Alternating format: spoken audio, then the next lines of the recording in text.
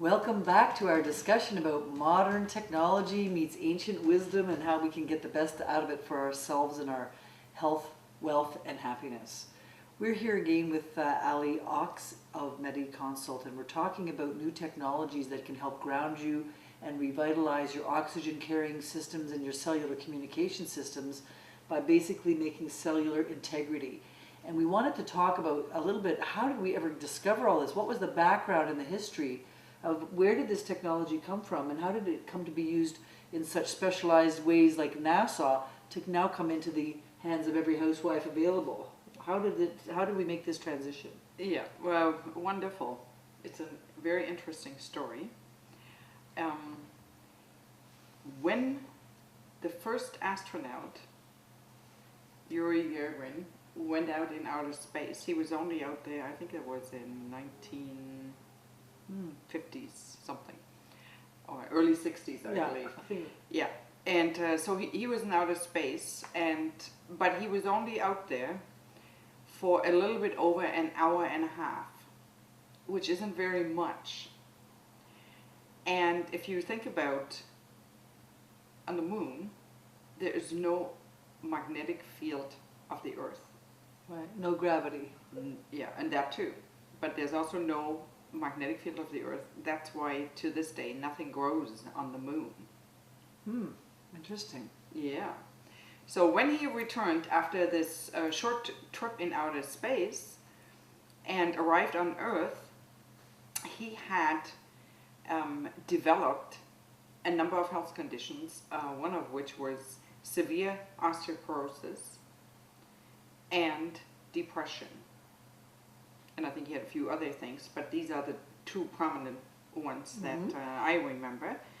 And it was attributed to the absence of the electromagnetic field. So as Even for that short period of time. that short period of time. Major.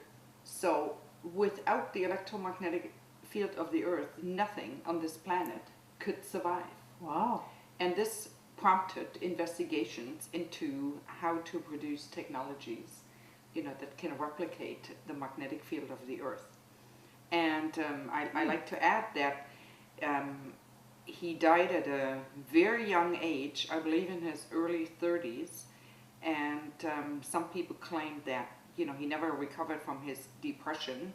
There's, how on the internet there's all kinds of different things going on. But bottom line, his cause of death was unknown, but he never recovered from that hour and a half being outside. Wow.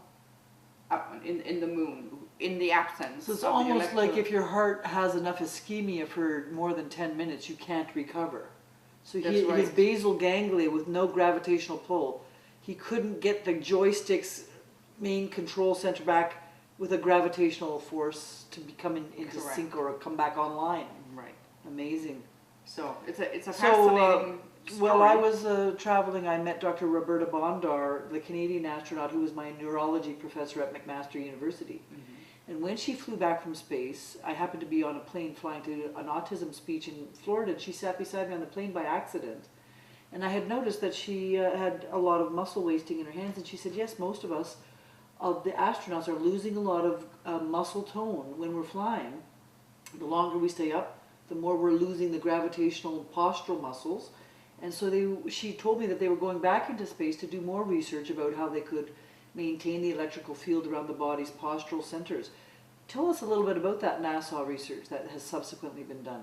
That has been done, the NASA research has been done later, because the actual technology of pulse electromagnetic fields originates from Russia and Eastern Europe, and it's been around actually in Europe. They're using this technology freely in hospitals.